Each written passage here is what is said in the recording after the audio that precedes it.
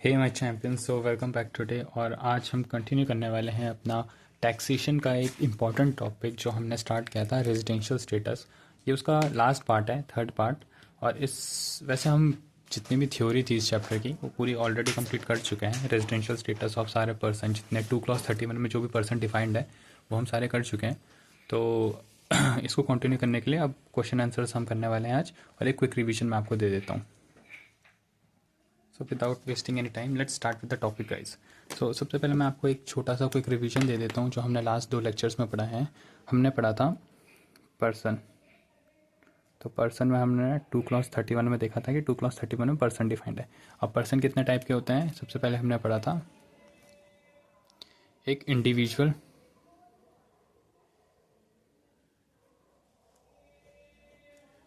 फिर हमने पढ़ा था HUF, देन हमने पढ़ा था AOP, BOI, देन कंपनी, फिर हमने पढ़ा था फर्म, और LLP भी इसमें इंक्लूडेड था। फिर हमने पढ़ा था AJP, आर्टिफिशियल जुरिडिकल पर्सन, और लास्ट में हमने पढ़ा था any other local authority. Basically any other person जिसे कह सकते हैं, तो वही है एनी अदर लोकल अथॉरिटी जो भी होता है। सो पर्सन इतने टाइप के होते हैं, इसको थोड़ा सा हाईलाइट कर देते हैं।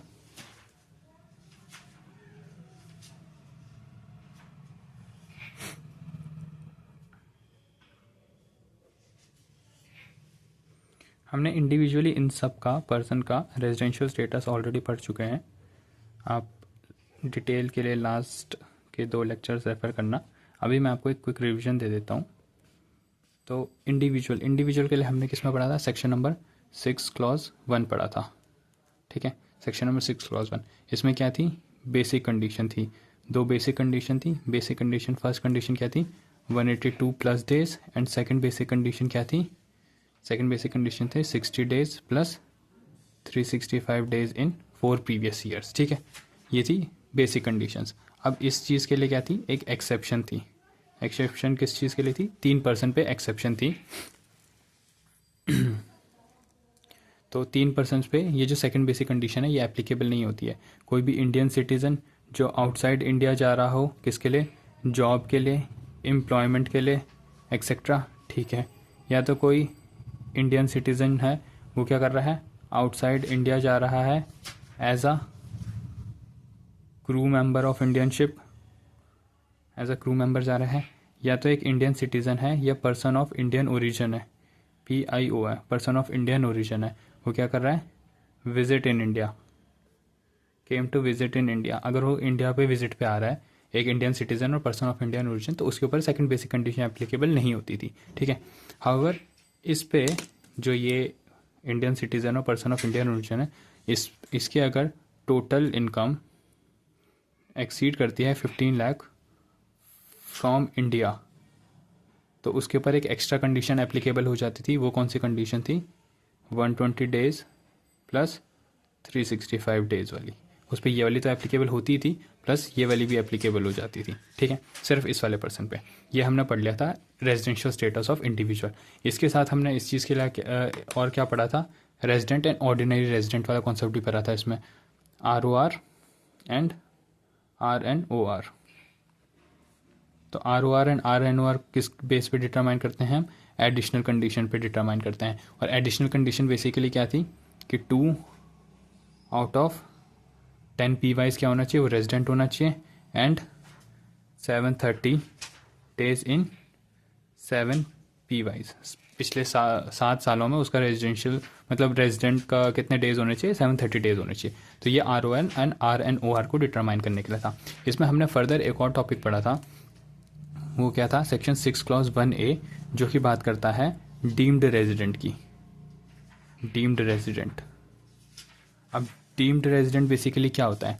डीम्ड रेजिडेंट कुछ नहीं होता है इसका सिंपली अगर मैं बताऊं आपको, तो डीम्ड रेजिडेंट के लिए कुछ 3 से 4 कंडीशन जो थी वो सेटिस्फाई करनी थी। अगर वो कंडीशन सेटिस्फाई कर दी तो हम उस पर्सन को क्या कह देते थे? वो डीम्ड रेजिडेंट। अगर उसकी टोटल इनकम जो है वो 15 लाख से ज़्यादा है फ्रॉम इंडिया, या वो नॉट लायबल टू पे टैक्स इन एनी कंट्री है। और एक और थर्ड कंडीशन थी कि वो इंडियन सिटीज़न होना चाहिए, इंडियन सिटीज़न होना चाहिए। तो बस इतना ही था, हमने पूरा इंडिविजुअल का रेजिडेंशियल स्टेटस के लिए इतना ही पढ़ा था। सबसे पहले हमें क्या करना होता है, बेसिक कंडीशन सेटिस्फाई करनी पड़ती है। अगर बेसिक कंडीशन सेटिस्फाई कर दी, जो कि क्या होती है 182 days and 60 days plus 365 days वाली कंडीशन होती है। अगर 60 डेज एंड 365 डेज वाली कंडीशन के लिए क्या था, एक एक्सेप्शन थी। एक्सेप्शन में क्या थे, 3 पॉइंट्स आते थे। इन 3% पे क्या होती है कि ये वाली सेकंड बेसिक कंडीशन एप्लीकेबल नहीं होती है। ठीक है, अब आ जाता है हमारा इसमें additional basic condition. Residential status check करने के लिए पहले बेसिक कंडीशन सेटिस्फाई करनी पड़ती है। और सिर्फ इंडिविजुअल एंड HUF के केस में क्या होता है, सिर्फ इंडिविजुअल के केस में क्या होता है कि हमें ROR एंड RNOR चेक करना पड़ता है, resident and ordinary resident, resident but not ordinary resident. अगर उन कोई भी इंडिविजुअल दोनों बेसिक कंडीशन में से कोई भी एक सेटिस्फाई कर देता है तो उसको क्या बोलते हैं कि वो रेजिडेंट है। अब ऑर्डिनरी रेजिडेंट बनने के लिए ये दोनों कंडीशन सेटिस्फाई करनी पड़ती है, ये भी एंड ये वाली भी। दोनों कंडीशन जो सेटिस्फाई करेगा उसको क्या बोलते हैं, ऑर्डिनरी रेजिडेंट बोलते हैं। ठीक है, अब कोई पर्सन बेसिक कंडीशन भी सेटिस्फाई नहीं करना है, एडिशनल कंडीशन भी सेटिस्फाई नहीं कर रहा है, तो उसके लिए हम क्या चेक करते थे, डीम्ड रेजिडेंट वाली कंडीशन। वो कौन सा था, सेक्शन 6 क्लॉज 1 में हमारी जो है डीम्ड रेजिडेंट की कंडीशन होती है। वो क्या है, 3 कंडीशन थी, या तो वो इंडियन सिटीजन हो, या तो उसकी टोटल इनकम 15 लाख से एक्सीड कर रही हो। इक्वल्स टू 15 लाख नहीं है गाइस, ये क्या है, मोर देन 15 लाख है। और नॉट लायबल टू पे tax in any other country, वो किसी और कंट्री में टैक्स उसको नहीं पे करना पड़ रहा हो, तो इस केस में क्या हो जाता है, वो डीम्ड रेजिडेंट, उसको हम कंसिडर कर लेते हैं। ठीक है, नेक्स्ट हमने रेजिडेंशियल स्टेटस पढ़ा था HUF एंड AOP-BOI का। तो इन दोनों का रेजिडेंशियल स्टेटस के लिए बेसिकली एक ही कंडीशन थी हमें जो देखनी थी, वो क्या थी, control and management.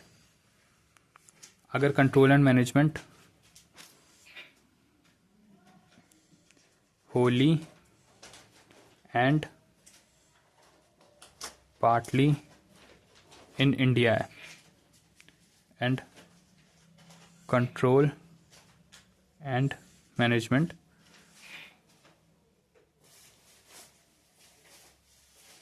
Outside India है। ठीक है, तो दो ही चीज़ चेक करनी होती थी इसमें, या तो होली और पार्टली इन इंडिया हो, या control and management outside India हो। ठीक है, अगर होली और पार्टली इंडिया में है, पार्टली भी अगर इंडिया में है, तो हम उस चीज़ को क्या कह देते थे, उस HUF एंड AOP-BI को क्या कंसिडर कर देते थे, रेजिडेंट कंसिडर कर देते थे, रेजिडेंट। और अगर आउटसाइड इंडिया है तो उसको क्या कर देते थे, नॉन रेजिडेंट कंसिडर कर देते थे। हाउएवर HUF के केस में एक एक्स्ट्रा पॉइंट हमने पढ़ा था, ओनली HUF के केस में, ओनली HUF के केस में हमने एक और चीज़ पढ़ी थी कि ये ROR एंड RONR वाली कंडीशन अगर कर्ता जो है, कर्ता सेटिस्फाइज एडिशनल कंडीशन, अगर कर्ता एडिशनल कंडीशन को सेटिस्फाई कर लेता है तो हम क्या कर देते थे, HUF को ROR कंसिडर कर लेते थे। अगर और नहीं तो HUF क्या हो जाता था, RNOR कंसिडर हो जाता था। तो ये HUF के केस में था सिंपल। HUF में अगर जो करता है वो सेटिस्फाई कर देता है एडिशनल कंडीशन, तो HUF को ROR कंसिडर कर लेते थे। अगर वो सेटिस्फाई नहीं करता है तो हम उसको क्या है, RNOR कंसिडर कर लेते थे। ठीक है, कंपनी के केस में नेक्स्ट हमने किसका पढ़ा था, कंपनी का रेजिडेंशियल स्टेटस पढ़ा था। कंपनी के केस में सिंपल सा पॉइंट है, कंपनी के केस में हमें क्या देखना होता है, प्लेस ऑफ इफेक्टिव मैनेजमेंट देखना होता है। मतलब मेजर जो पॉलिसी डिसीजंस हैं इफेक्टिव मैनेजमेंट वो कहाँ है। अगर वो Holi and partly in India है सिमिलरली वाला, तो क्या आ जाता था, इंडियन कंपनी हो जाती थी। और कंपनी के केस में हमें फिर एक और चीज़ देखनी होती है, या तो इंडियन कंपनी होगी या तो फॉरेन कंपनी होगी। इंडियन कंपनी तो ऑलवेज रेजिडेंट इन इंडिया होगी, लेकिन ये फॉरेन कंपनी के लिए था। फॉरेन कंपनी के लिए देखना होता है हमें, फॉरेन कंपनी के लिए, फॉरेन कंपनी के लिए हमें क्या देखना पड़ता है, प्लेस ऑफ इफेक्टिव मैनेजमेंट। अगर place of effective management India में है तो वो क्या हो जाती थी, रेजिडेंट हो जाती थी। फर्म एंड LLP और AJP इसके लिए भी क्या हो जाता है, इन सब के लिए बेसिकली क्या हो जाता था फिर, कंट्रोल एंड मैनेजमेंट। हमें ये देखना पड़ता था, control and management. Control and management क्या है, होली और partly in India and outside India, सिर्फ ये दो कंडीशन देखनी होती थी। हाउएवर इसमें एक फर्म है, बेसिकली मैं आपको एक अलग सा पॉइंट बता देता हूँ। पार्टनरशिप के केस में, अगर पार्टनरशिप में हम कंट्रोल एंड मैनेजमेंट आइडेंटिफाई नहीं कर पा रहे हैं, कंट्रोल एंड मैनेजमेंट नॉट आइडेंटिफाइएबल, ठीक है, तो हम क्या देखेंगे, जो एक्टिव पार्टनर्स हैं, I am sorry guys, partnership के केस में अगर कंट्रोल एंड मैनेजमेंट हम आइडेंटिफाई नहीं कर पा रहे हैं तो हम देखेंगे एक्टिव पार्टनर्स। जो एक्टिव पार्टनर्स हैं, ये एक्टिव पार्टनर का स्टे कहाँ पे है, इनका स्टे अगर इंडिया में है, अगर ये रेजिडेंट है, तो फिर क्या हो जाता था, पार्टनरशिप को भी, जो कि फर्म है, फर्म को भी हम क्या कर देते थे, रेजिडेंट कंसीडर कर लेंगे। ये क्वेश्चन के लिए है बेसिकली, कि अगर क्वेश्चन में कंट्रोल एंड मैनेजमेंट आइडेंटिफाई नहीं कर पा रहे हैं तो हम किसके बेस पे देखते थे, एक्टिव पार्टनर्स के बेस पे, कि जो पार्टनरशिप को चला रहे हैं उनका स्टे कहाँ है। अगर वो इंडिया में है और इंडिया में रेजिडेंट है तो पार्टनरशिप का भी रेजिडेंशियल स्टेटस क्या हो जाता है, इंडिया में रेजिडेंट हो जाएगा, ठीक है। यही चीज़ थी। तो अभी तक जितना भी हमने पढ़ा है वो सिर्फ मैंने आपको समराइज़ करके बता दिया है, इतना ही था रेजिडेंशियल स्टेटस में। नेक्स्ट अब हम क्या करने वाले हैं, इसके क्वेश्चंस प्रैक्टिस करने वाले हैं। So guys let's start with the questions now. थोड़े क्वेश्चंस प्रैक्टिस करते हैं। तो सबसे पहला क्वेश्चन जो हमारे सामने है वो मैंने आपके नोट करके लिख लिया है, इसको मैं आपको सबसे पहले एक्सप्लेन कर देता हूँ। सो देखो, अभी तक हमने सारा रिवीजन कर चुके हैं, थ्योरेटिकल वर्क हम कर चुके हैं। अब क्वेश्चन स्टार्ट करते हैं गाइज। तो सबसे पहला क्वेश्चन क्या है, the business of a HUF is transacted from Australia and all the policy decisions are taken there. तो यहाँ पे ही रुक जाओ। सबसे पहले तो एचयूएफ की बात हो रही है, सारे बिजनेस ट्रांजैक्शन कहाँ से ट्रांजैक्ट हो रहे हैं, ऑस्ट्रेलिया से, and all the policy decisions are taken there. अब अगर सिर्फ मैं आगे क्वेश्चन ना भी पढ़ूँ तो सिर्फ इस लाइन के बेस पे मैं एच का रेजिडेंशियल स्टेटस निकाल सकता हूँ। कैसे निकाल सकता हूँ, क्योंकि एच के रेजिडेंशियल स्टेटस के लिए क्या कंडीशन थी, कंट्रोल एंड मैनेजमेंट देखना होता है। कंट्रोल एंड मैनेजमेंट देखने के लिए हमें ये देखना पड़ता है कि पॉलिसी डिसीजंस कहाँ लिए हैं, एंड कंट्रोल एंड मैनेजमेंट जो है वो कहाँ है, इसका ऑस्ट्रेलिया है, और ऑस्ट्रेलिया क्या है, आउटसाइड इंडिया है। तो इस सिर्फ इस लाइन के बेस पे ही हम बता सकते हैं कि एच जो है वो नॉन रेजिडेंट है।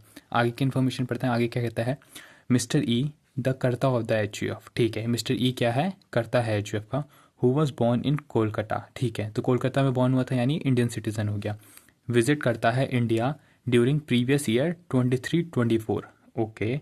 After 15 years he comes to India on 1/4/2022 and leaves for Australia on 1/12/2022। Determine the residential status of, अच्छा इसको एक काम करो गाइस, थोड़ा क्वेश्चन अपडेट कर दो। आई गेस पुराना क्वेश्चन है तो इसको 23 कर दो और इसको भी 23 कर दो। नाउ ये सही बैठ रहा है। एंड हमें उसका निकालना है residential status for assessment year 24-25, ठीक है। तो इसको मैं आपको एक्सप्लेन करता हूँ। देखो, तो यहाँ पे तक तो हमने समझ लिया था कि वो कोलकाता में वो हुआ है, बॉर्न हुआ है, तो यानी कि वो क्या है, इंडियन सिटीज़न है। वो विज़िट कर रहा है इंडिया पिछले साल 23-24 में, वो क्या हुआ, विज़िट कर रहा है इंडिया को, ठीक है। तो यानी वो कोलकाता में पैदा हुआ था लेकिन वो बाहर रह रहा था, ठीक है। वो 15 साल बाद इंडिया आ रहा है, 23-24 में वो इंडिया आ रहा था, और इंडिया कितने टाइम बाद आया, 15 साल बाद आया, ठीक है। He comes to visit on India on 1/4/2023 and leaves for Australia on 1/12/2023। अच्छा, तो वो अप्रैल में आया और दिसंबर में चला गया, ठीक है। Determine the residential status of mister E and the H U F for assessment year 24-25। तो हम उसका रेजिडेंशियल स्टेटस निकालना है, किसका निकालना है, मिस्टर ई का निकालना है एंड एच यू एफ का निकालना है, ठीक है। तो अब इसके लिए सबसे पहले हमें क्या लिखना है, सबसे पहले residential status of H U F निकालते हैं, क्योंकि एच यू एफ का तो सिर्फ इसी लाइन पे हमने कंक्लूड कर दिया था। तो सबसे पहले क्या करते हैं, residential status of H U F निकालते हैं, ठीक है। तो मैं आपको आंसर राइटिंग में प्रैक्टिस करा देता हूँ। उसमें सबसे पहले हमें क्या लिखना है, हेडिंग दे देते हैं residential status of H U F, ठीक है। यहाँ पे लिख देते हैं provisional line, H U F is said to be resident if the control and management lies in India, whether wholly or partly। ठीक है। फिर यहाँ पे एक और प्रोविजन लिखेंगे, if HUF is resident, it is said to be ordinary resident if the karta of HUF satisfies both the additional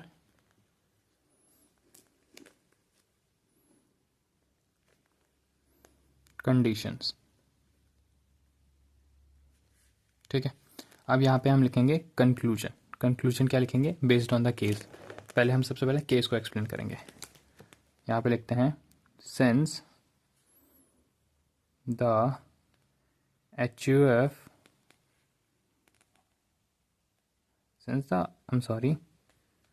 business of HUF is transacted from Australia and all policy decisions are taken there. Therefore, HUF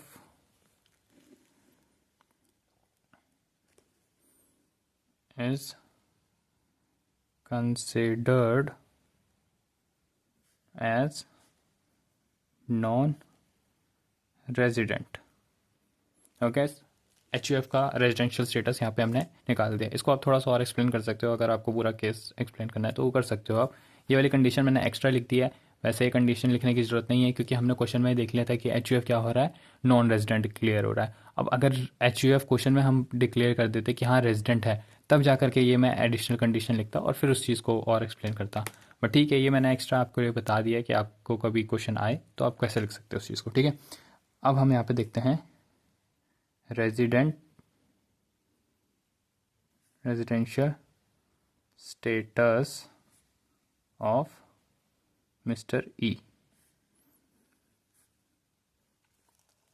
yes, तो हमने question में क्या पढ़ा था? अब देखो, इस चीज़ को लिखने के लिए सबसे पहले हमें आपको पता है कि इंडिविजुअल का रेजिडेंशियल स्टेटस के लिए हमें क्या करना पड़ता है, बेसिक कंडीशन सेटिस्फाई करनी पड़ती है। अब इस क्वेश्चन को ध्यान से पढ़ते हैं।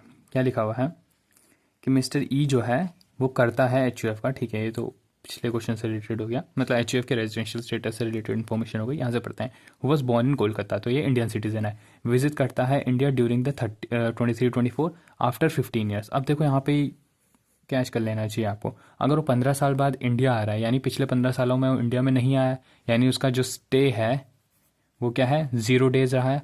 तो यानी जो एडिशनल कंडीशन थी पिछले 10 सालों में, out of 2 years out of 10 years और 730 डेज़ वाली, वो तो नॉट सेटिस्फाई होगी। ठीक है, क्यों? क्योंकि वो 15 सालों में एक बार भी इंडिया नहीं आया। ठीक है, और जो सेकंड बेसिक कंडीशन थी सेकंड वाली, ठीक है, उसमें भी क्या है, 365 डेज इन 4 PYs। तो 4 PYs में भी वो इंडिया में नहीं आया है, तो सेकंड बेसिक कंडीशन भी ये क्या है, सेटिस्फाई नहीं करेगा। तो इसके रेजिडेंशियल स्टेटस के लिए सिर्फ एक कंडीशन बच जाती है। वो कौन सी बच जाती है?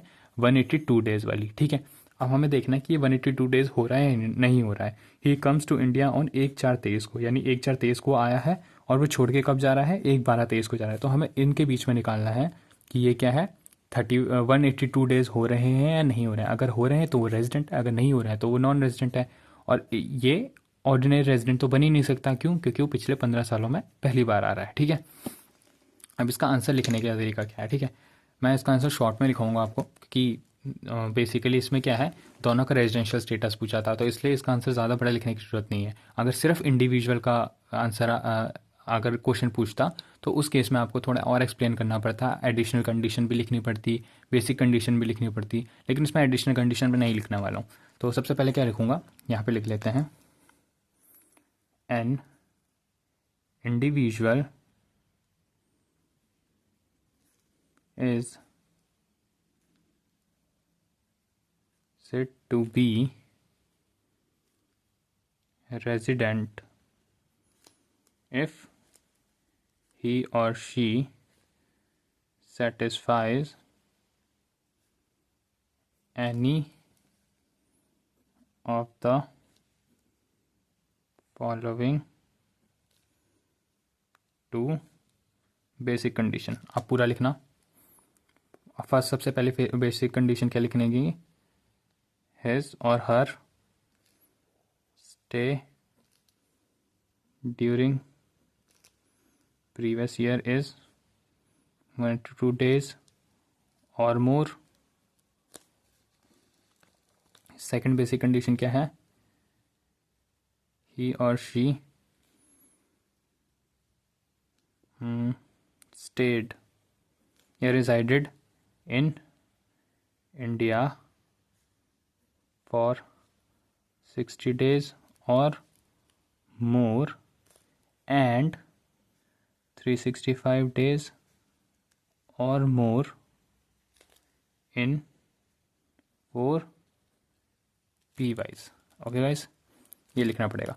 अब इसमें क्या है, मैं ऑर्डिनरी रेजिडेंट वाली जो एडिशनल कंडीशन है वो भी लिख देता, लेकिन इसमें क्या है कि हमें क्वेश्चन से आइडेंटिफाई हो गया है कि वो ऑर्डिनरी रेजिडेंट तो है नहीं, तो इसलिए यहाँ पे एक पॉइंट लिख देते हैं, सिंस मिस्टर, क्या नाम है उसका, he came to India on 1/4/23 and leaves India on 1/12/23। Therefore his period of stay in India is, अब उसका पीरियड ऑफ स्टे निकालना है गाइस, ठीक है। तो मैंने आपको सबसे पहले आपको अगर याद हो, सबसे पहले लेक्चर में मैंने आपको क्या बताया था कि date of entering the India, यानी जिस दिन वो इंडिया एंटर किया है एंड जिस दिन वो इंडिया लीव करके जा रहा है, ये दोनों डेट्स भी क्या करी जाती हैं, इंक्लूड की जाती हैं। यानी अगर रेजिडेंशियल स्टेटस मैं निकाल रहा हूँ तो इन दोनों दिन को भी क्या माना जाएगा कि वो इंडिया में ही था, जिस दिन वो आया एंड जिस दिन वो छोड़ के जा रहा है, तो ये माना जाएगा कि वो इंडिया में ही था।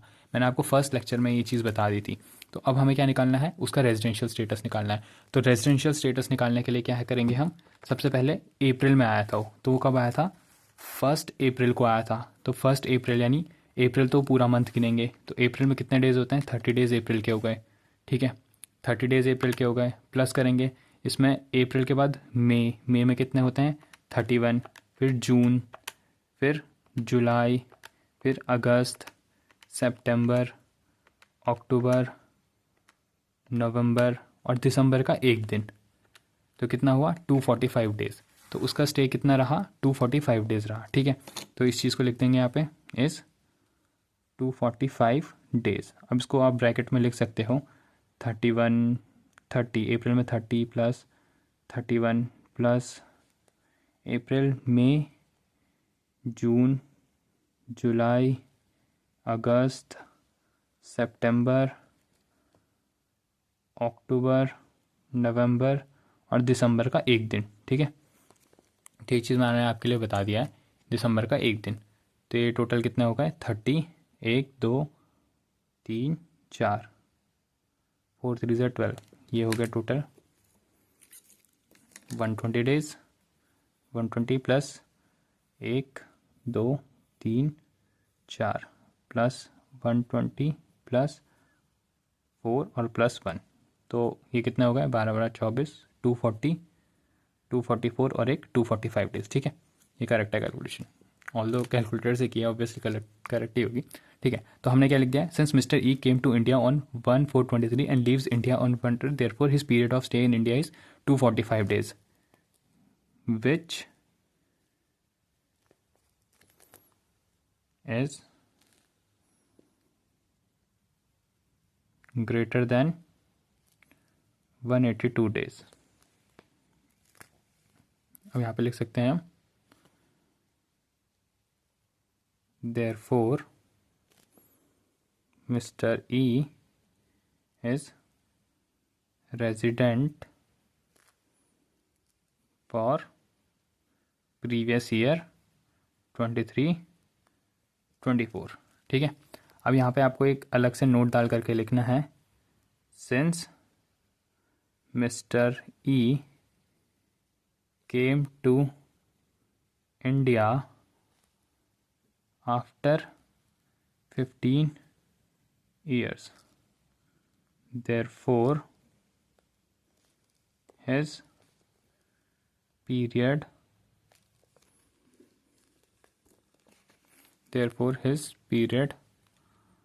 of stay in India during last 15 PYs is 0, hence he won't satisfy any of the additional condition, therefore ऐसे भी लिखते हैं, ये मैथ्स वाला है लेकिन आपको पूरा लिखना है, therefore mister E is RNOR, इसको भी पूरा लिखना है, resident but not ordinary resident. ठीक है, तो ये फर्स्ट क्वेश्चन इतना ही था गाइस। अब आप खुद सोचो, अगर ये 3 या 4 नंबर का भी क्वेश्चन आता है तो उसमें सबसे पहले हमने रेजिडेंशियल स्टेटस ऑफ HUF लिख दिया, ठीक है, और फिर हमने क्या कर दिया, रेजिडेंशियल स्टेटस ऑफ मिस्टर ई लिख दिया। तो आराम से इसके अंदर आप क्या कर सकते हो, स्कोर कर सकते हो, अच्छे से फुल मार्क्स स्कोर सकते हो। कैसे लिखा है हमने, अगर मैं आपको फिर भी एक्सप्लेन कर दूँ, और तो सबसे पहले हमने क्या लिखा है, प्रोविजन लिखा है कि लॉ में क्या लिखा है कि रेजिडेंट बनने के लिए ये 2 कंडीशंस होनी चाहिए।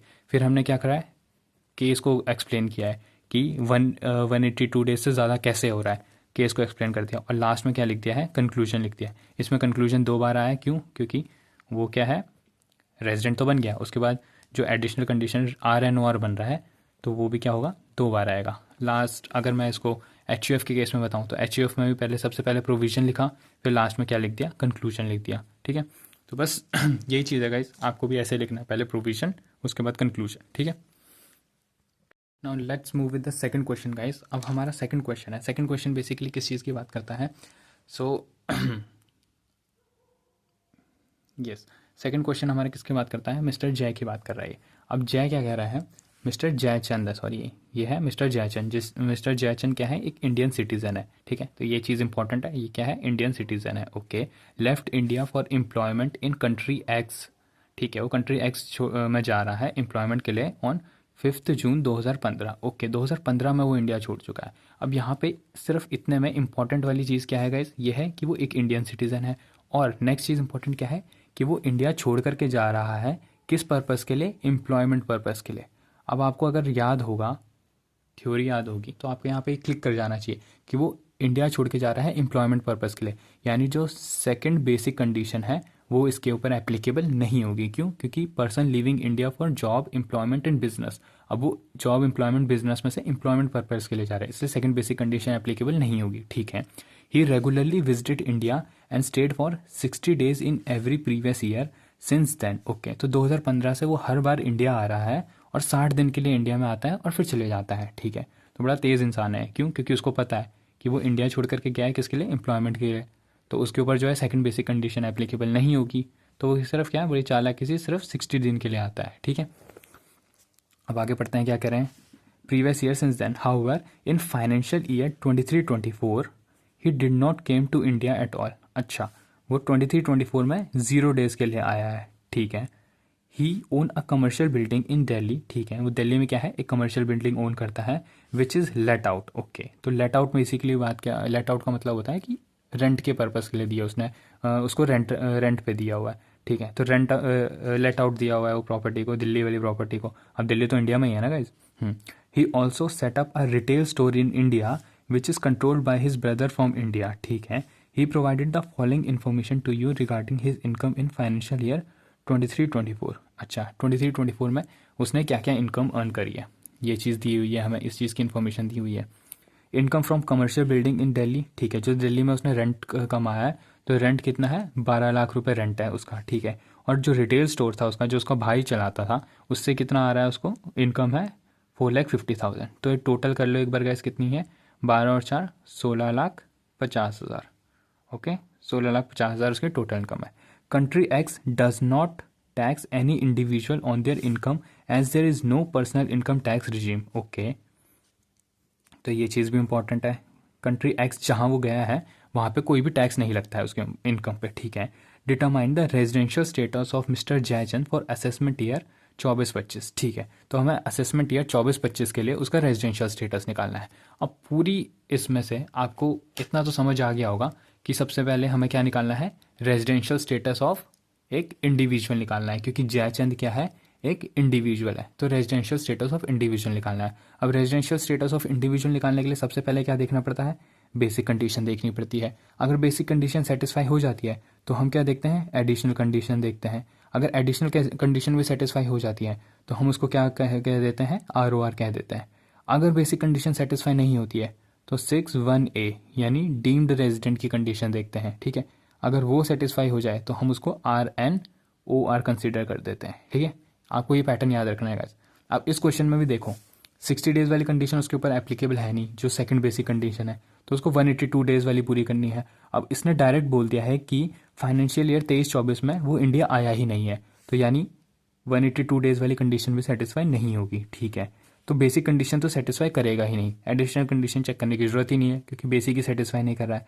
तो हम चेक किसकी करेंगे, सीधे सेक्शन नंबर 6 clause 1A की डीम्ड रेजिडेंट की कंडीशन चेक करेंगे। लेकिन उसको चेक करने से पहले हम सिर्फ ये लिख देते हैं कि जो 6(1) में, जो सेक्शन नंबर 6(1) में दी हुई है कंडीशंस, बेसिक कंडीशन, वो सेटिस्फाई नहीं कर रहा है वो पर्सन। ठीक है, तो इसके आंसर कैसे राइट करेंगे। ठीक है, तो आंसर राइटिंग लिखते हैं इसके सबसे पहले गाइस। यस, डायरेक्ट लिखते हैं, अ person is said to be resident if he or she satisfies any of the following two condition.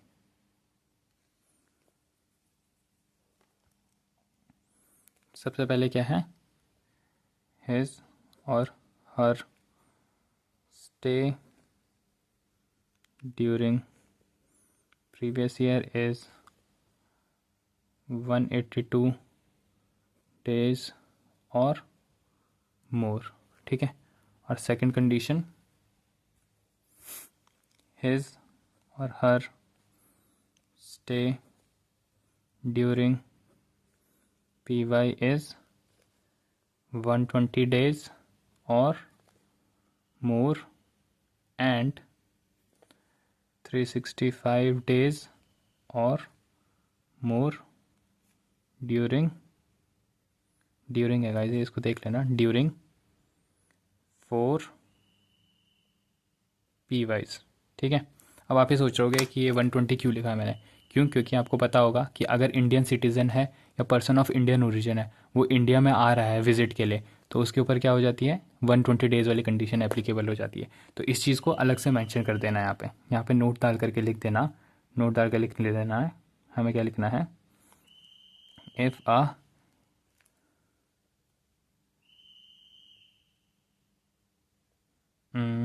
A Indian, नहीं, ये वाली चीज़ नहीं लिखनी, पहले हमें लिखनी है कि 60 डेज़ वाली कंडीशन क्यों नहीं एप्लीकेबल होगी। ठीक है, तो यहाँ पे सबसे पहले नोट डाल करके ये लिखते हैं, since mister Jaichand leaves India for employment purpose, therefore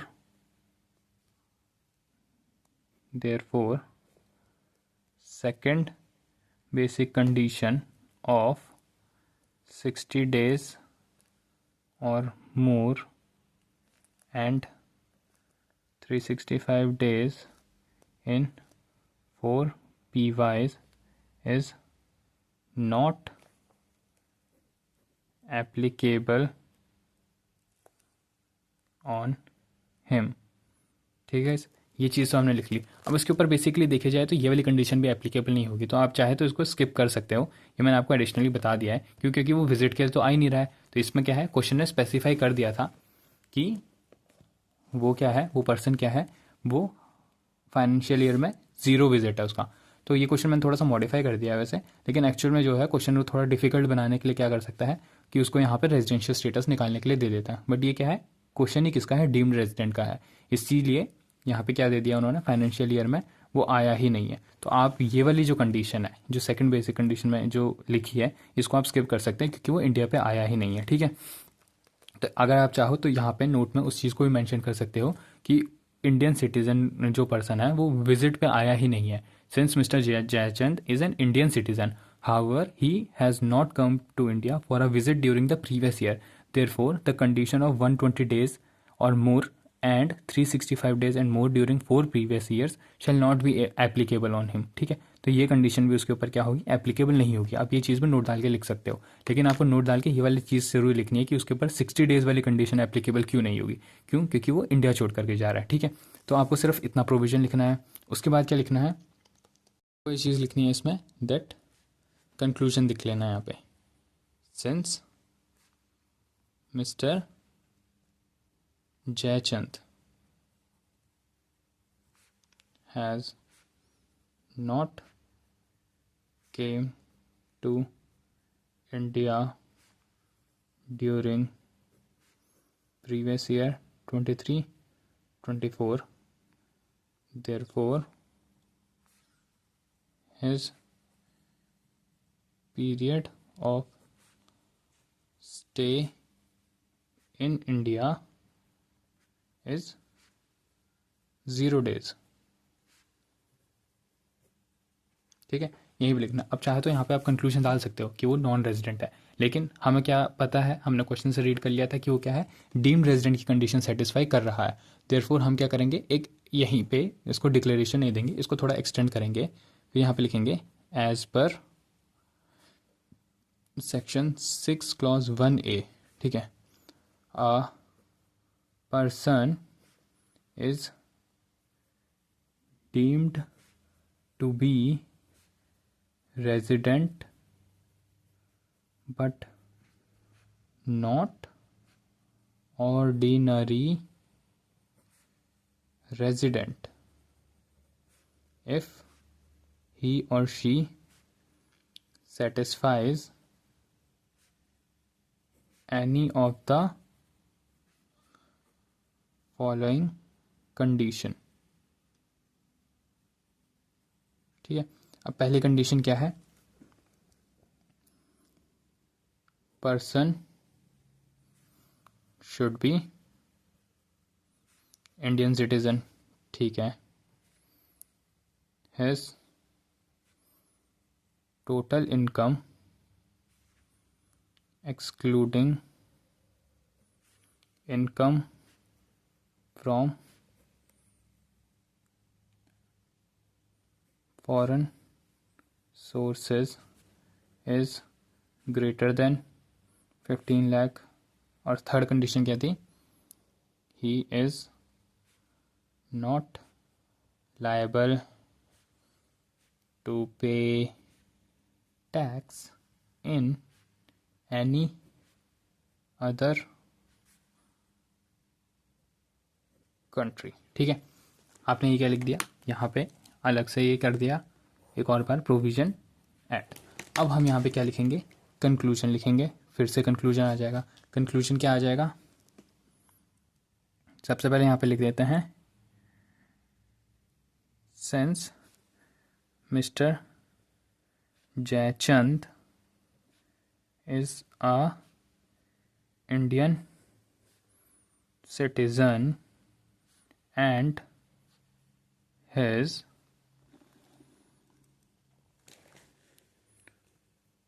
total income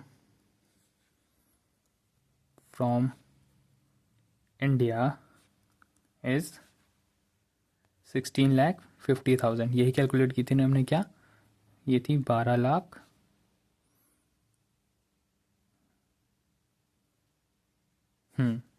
12 lakh plus 4,50,000। His total income from India is 16,50,000, that is greater than 15 lakh, and he is not liable to pay tax in country X. Therefore, Mr. Jaychand satisfies all the conditions of deemed resident under section 6 clause 1A. Hence, Mr. Jaychand is a RNOR resident but not ordinary resident। ठीक है, तो simple था question. I guess आपको भी समझ आ गया होगा guys. आपको ऐसे ही क्वेश्चन की आंसर राइटिंग प्रैक्टिस करनी है। ठीक है, अब हम एक और क्वेश्चन करने वाले हैं, उसके बाद हम क्या करेंगे, इस टॉपिक को आगे फॉरवर्ड मूव करेंगे। ठीक है, let's start with the third question guys. ठीक है, अब थर्ड क्वेश्चन करते हैं। थर्ड क्वेश्चन क्या कहता है, with reasons determine the residential status. ठीक है, तो हमें रीजन के साथ रेजिडेंशियल स्टेटस निकालना है। ये केस नंबर 1 है। ठीक है, ये क्वेश्चन केसेस में रहने वाला है और हर केस इंडिविजुअल केस है, इंडिपेंडेंट केस है, सॉरी, तो मिक्स मत करना गाइस। ठीक है, तो क्वेश्चन क्या कहता है, राम की बात कर रहा है, यानी एक इंडिविजुअल है, इंडिविजुअल का रेजिडेंशियल स्टेटस निकालना है। तो आपका सेक्शन ध्यान में आ जाना है, सेक्शन नंबर 6(1) या फिर 6(1)A, ये दोनों चीज़ें स्ट्राइक करनी चाहिए। ठीक है, एन इंडियन सिटीजन यहाँ पे है, वो एक इंडियन सिटीजन है, employed in a foreign country. अब एम्प्लॉयड आ गया तो यानी एम्प्लॉयमेंट पर्पज़ के लिए वो बाहर जा रहा है, तो सेकंड बेसिक कंडीशन जो है वो उसके ऊपर एप्लीकेबल नहीं होगी। ठीक है, कंट्री केम टू इंडिया, अब ये क्या है, इंडिया आ रहा है, तो यानी वो विजिट पे इंडिया है। कब, 1 नवंबर 2022 को, and remained in India up to 5 March 2023। ठीक है, 2023। हिज टोटल इनकम 27 लाख, उसकी टोटल इनकम कितनी है, 27 लाख।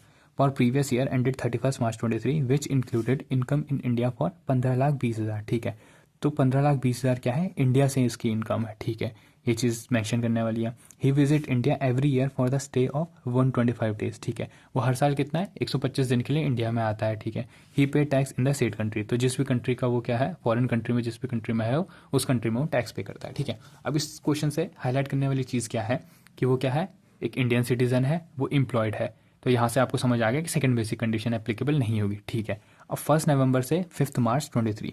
ठीक है, तो 1 नवंबर से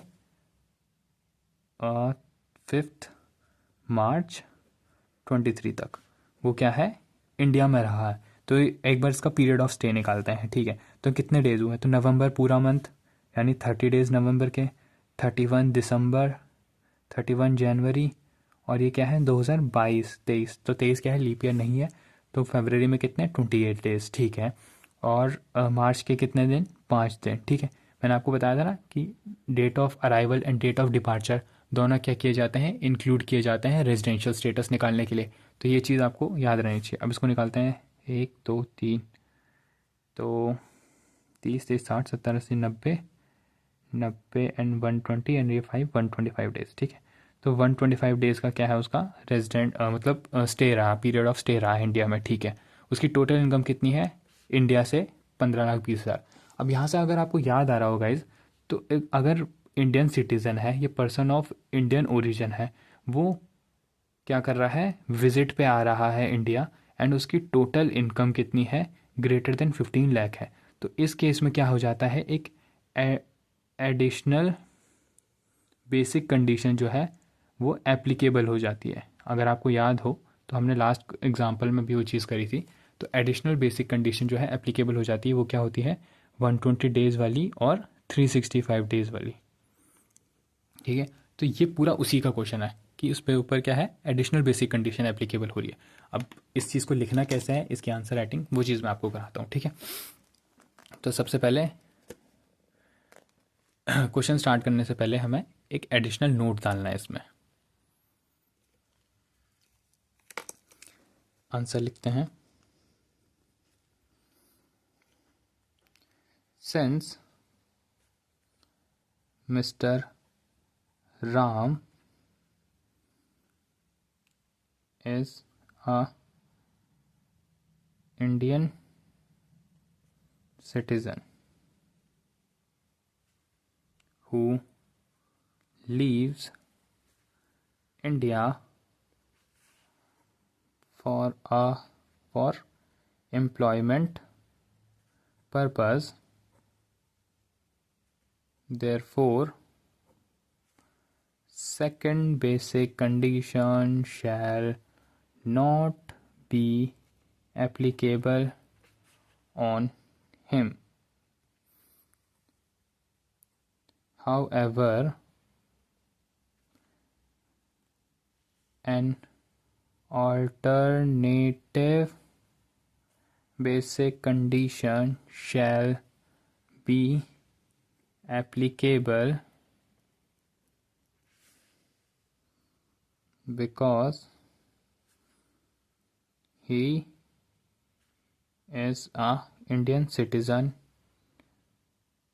came to visit in India, and his total income from India is greater than 15 lakh. ठीक है, ये चीज़ आपको अच्छे से लिखनी है guys। मैं तो थोड़ा शॉर्ट फॉर्म में लिख रहा हूँ, जैसे मैं बहुत सारी बेसिक कंडीशन को BC लिख रहा हूँ। ठीक है, तो इस चीज़ के लिए आपको पूरा पूरा वर्ड्स लिखना है, यहाँ पे भी ग्रेटर देन लिखना है आपको, ग्रेटर देन इक्वल्स टू नहीं है, ग्रेटर देन है सिर्फ। ठीक है, अब यहाँ लिखते हैं, यहाँ पे फिर से वही चीज़ आ जाती है। ठीक है, person is said to be resident if he or she satisfies any of the following two condition। ठीक है, अब पहली कंडीशन आपको पता है 182 डेज़ वाली, मैं पूरी नहीं लिख रहा हूँ, आपको ही लिखना है। ठीक है, और सेकंड कंडीशन में क्या लिखना है, 120 डेज़ एंड 365 डेज़ वाली। ठीक है, अब आपको ये 120 डेज़ क्यों लिखना है, 60 डेज़ क्यों नहीं लिखना है, क्योंकि हमने यहाँ पे उसका रीज़न दे दिया है। ठीक है, तो यहाँ पे 120 डेज़ लिखना। ओके गाइज, ये चीज़ लिखनी है। अब हमें क्या लिखना पड़ रहा है, अब यहाँ पे हम क्या लिखेंगे, उसका पीरियड ऑफ स्टे निकालेंगे। ठीक है, पीरियड ऑफ स्टे कैसे निकालेंगे, mister Ram stayed in India from 1 November 22 to 30 नहीं 31 नहीं, कितना 5 मार्च था ना, 5 मार्च 23, जो कि होता है दैट इज़ 125 डेज़। ठीक है, दैट इज़, या फिर दैट इज़ हम पहले लिख चुके थे, यहाँ पे लिख सकते हैं which is greater than 120 days. ठीक है, फिर इस चीज़ को लिखेंगे 120 डेज़। फिर हम यहाँ पे क्या लिखेंगे, since mister Ram came to visit in India for 125 days every year। ठीक है, hence his period of stay in India for in India for 4 PYs is कितना होगा, यहाँ पे कैलकुलेशन शो कर देते हैं, 125 इंटू में 4, ठीक है, ये इक्वल्स टू 300 के इक्वल होगा, 125 इंटू में 4 जो कि होता है 500, सॉरी 500 के इक्वल होगा, ठीक है। तो 500 डेज, अब यहाँ पे लिख लेंगे hence, I am so sorry guys, ये फ्रेम में रिकॉर्ड नहीं हो पाया, आई होप आपने सुन लिया होगा इस चीज़ को। Hence mister Ram is a resident,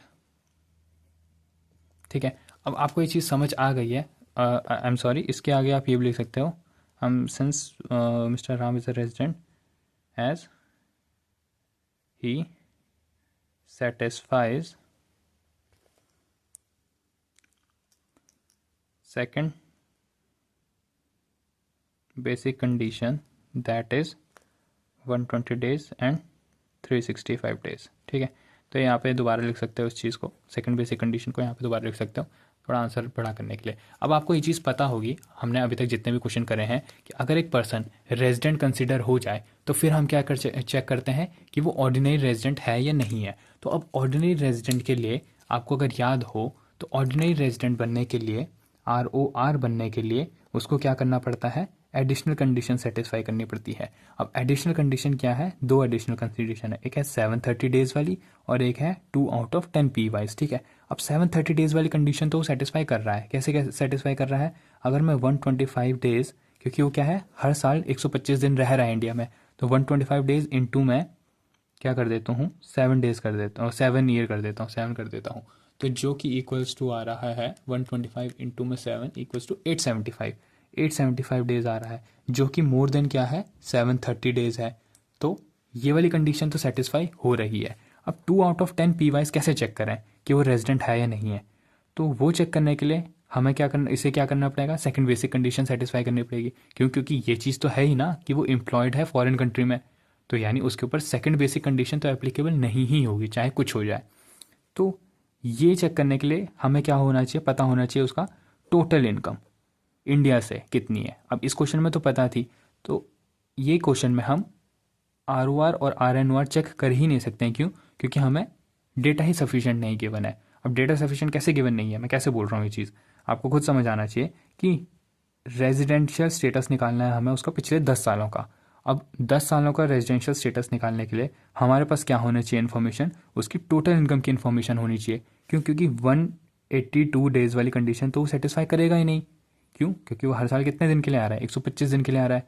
अब जो सेकंड बेसिक कंडीशन है रेजिडेंशियल स्टेटस चेक करने के लिए, वो इसके ऊपर एप्लीकेबल है नहीं, लेकिन एक थर्ड बेसिक कंडीशन जो है वो एप्लीकेबल हो जा रही है।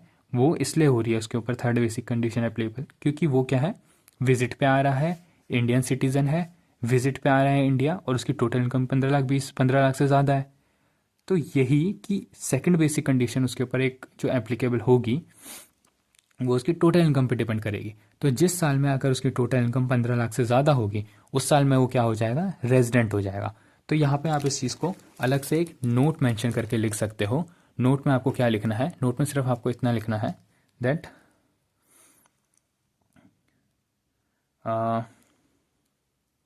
since the data of total income of Mr.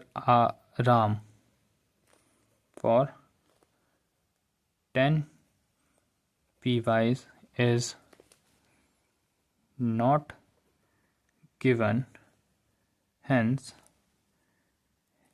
his residential status, whether he is ROR or RNOR, is not determinable.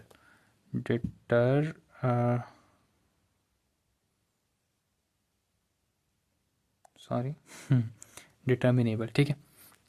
ये चीज़ लिखनी है। और यहाँ पे अगर आपको और एक्स्ट्रा लिखना है तो ये लिख सकते हो कि जो एडिशनल कंडीशन का 730 डेज़ वाली कंडीशन है वो सेटिस्फाई कर रहा है। ठीक है, मैंने इसको बहुत शॉर्ट में से लिखा है, लेकिन आप आई होप कि आपको इतनी थ्योरी आ गई होगी कि आप इसको एक्सपैंड करके लिख सकते हो। ठीक है, यही चीज़ थी, ये था हमारा फर्स्ट केस। ठीक है, अब हम करने वाले हैं इसी क्वेश्चन का सेकेंड केस। इनमें से आपको एक होमवर्क भी मिलने वाला है गाइस, सो मेक श्योर कि आप ये दोनों केस अच्छे से समझो। मैं आपको एक्सप्लेन कर दूंगा, आप इसको होमवर्क में करने वाले हैं। एंड मेक श्योर कि आप कमेंट सेक्शन में मुझे बताओ आंसर क्या है। ठीक है, अब क्या है, लक्ष्मण की बात हो रही है। लक्ष्मण क्या है, एक इंडिविजुअल है, तो रेजिडेंशियल स्टेटस ऑफ इंडिविजुअल निकालना है। रेजिडेंट ऑफ फॉरेन सिटीजन, ये चीज़ याद रखने वाली है, एक फॉरेन सिटीजन है, not being a person of Indian origin. ठीक है, तो PIO भी नहीं है वो, पर्सन ऑफ इंडियन ओरिजिन भी नहीं है वो, और एक इंडियन सिटीजन भी नहीं है। ठीक है, came to visit in India. ठीक है, इंडिया आ रहा है, फर्स्ट टाइम के लिए आ रहा है, यानी पहली बार आ रहा है, ऑन 28 नवंबर 22। ठीक है, and remained in India up to 31 March 2023। ठीक है, his total income is 26 lakhs for previous year which includes income from India is 14,50,000। ठीक है, तो क्या है, पहली बार इंडिया में आ रहा है, और इसके लिए तो क्या है, फॉरेन सिटीजन है, तो इसके लिए तो 182 डेज़ और 60 डेज़ वाली कंडीशन एप्लीकेबल होगी। 60 डेज़ वाले में क्या है कि पिछले 4 सालों में 365 डेज़ होने चाहिए, लेकिन 365 डेज़ तो होंगे नहीं, क्यों, क्योंकि वो फर्स्ट टाइम के लिए आ रहा है, तो उसको सिर्फ यही वाली कंडीशन सेटिस्फाई करनी पड़ेगी। अब यही वाली कंडीशन सेटिस्फाई करने के लिए एक चीज़ क्या देखना पड़ेगा कि उसका करंट ईयर में स्टे कितना है। करंट ईयर में वो 20 नवंबर को आ रहा है और 31 मार्च तक रह रहा है। ठीक है, तो नवंबर के कितने दिन हो गए, 20 से लेकर के 30 तक, यानी 10 दिन नवंबर के हो गए, 11 दिन नवंबर के हो गए। ठीक है, हाँ 11 दिन नवंबर के हो गए, दिसंबर के 31 दिन, जनवरी के 31 डे। ठीक है, और फरवरी के 28 डेज, और मार्च के 31 दिन। ठीक है, तो इसको कैलकुलेट करो गाइस। नवंबर के 11 डेज, ठीक है, दिसंबर, जनवरी, जनवरी के 31 डेज। ठीक है, फिर फरवरी और मार्च के भी 31 डेज, तो उसका पीरियड ऑफ स्टे कितना हो रहा है, 132 डेज हो रहा है, जो कि क्या है 182 डेज से कम है। तो इस केस में तो क्या हो गया, वो नॉन रेजिडेंट डिक्लेयर हो गया। ठीक है, नेक्स्ट क्वेश्चन पढ़ते हैं, नेक्स्ट वाला पार्ट। दोनों ये तो बहुत सिंपल था, आई गेस, आई होप आप चीज़ को कर ही लोगे। नॉन रेजिडेंट मैंने चीज़ को बता ही दिया। आंसर राइटिंग कैसे करना है मैंने आपको चीज़ बता दी है कि आपको पहले दोनों बेसिक कंडीशन लिखनी है। इस केस में तो आपको कुछ एक्स्ट्रा लिखने की जरूरत नहीं है, इस केस में तो डायरेक्ट लिखना है, a person is said to be resident if he or she satisfy any of the following 2 conditions. ठीक है, तो दोनों कंडीशन लिख देना, वही 182 डेज़ वाली और 60 डेज़ वाली। फिर आप कंक्लूजन में लिख सकते हो कि since mister Lakshman came to India for the first time. Therefore, his period of stay in India for the last 4 years is 0. तो यानी सेकंड बेसिक कंडीशन को फॉलो नहीं करेगा। अब उसका पीरियड ऑफ स्टे निकाल देना, वो करंट ईयर में कितना है, मतलब प्रीवियस ईयर में कितना है, 132 डेज है, तो वो सेटिस्फाई नहीं कर रहा है 182 डेज वाली condition, therefore he is a non resident. ठीक है, सिर्फ इतना सा लिखना है आपको, ये तो बहुत छोटा सा आंसर हो गया।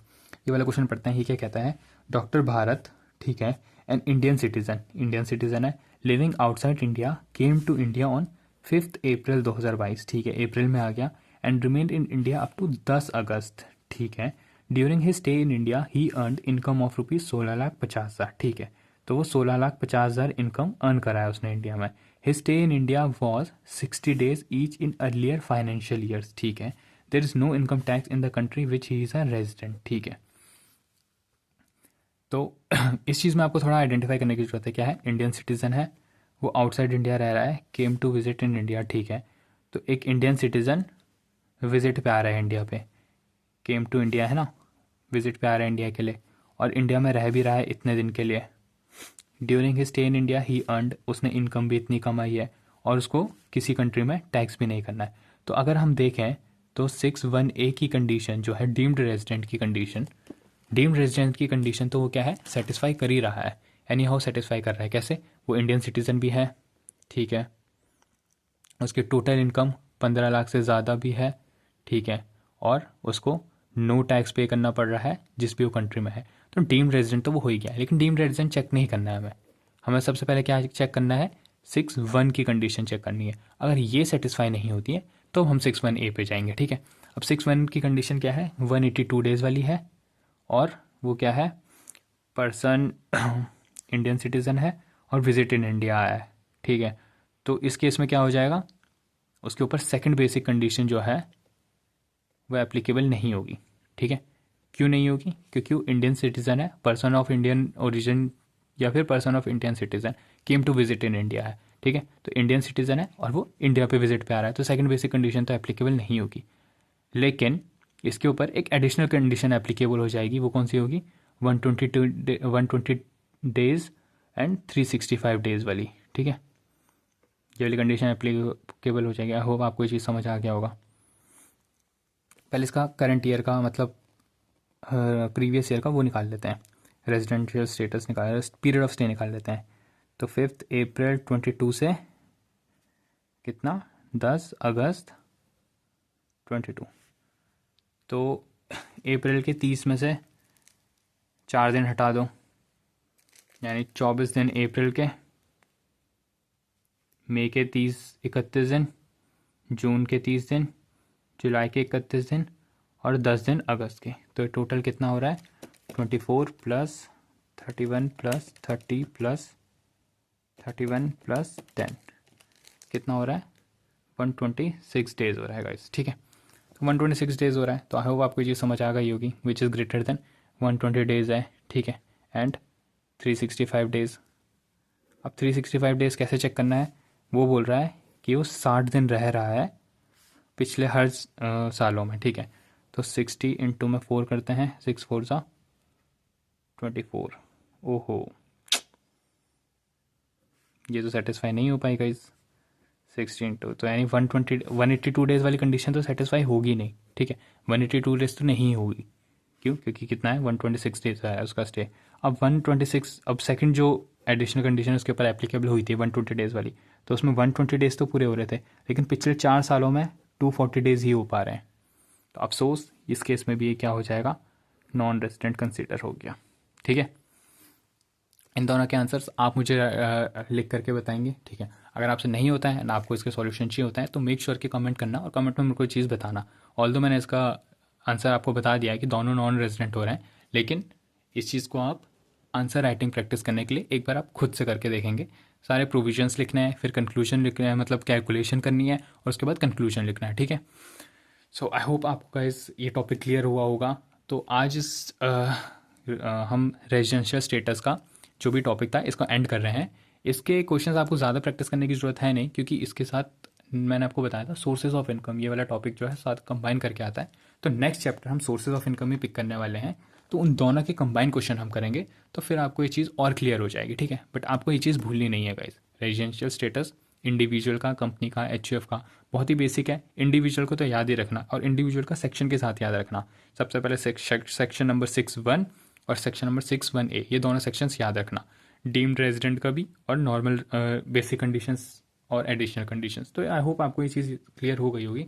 And make sure to comment guys, आपको कोई भी डाउट हो, कोई भी सजेशन हो, मेक श्योर कि आप मुझे कमेंट सेक्शन में बताएं इस चीज़ को, और इसका आंसर्स एक बार आप क्या करना, खुद प्रैक्टिस करना, ठीक है। और अगर नहीं होता है, आपको सॉल्यूशन चाहिए होगा, तो मेक श्योर ये चीज़ भी आप कमेंट करके मुझे बताएं। Thank you so much for watching this video guys.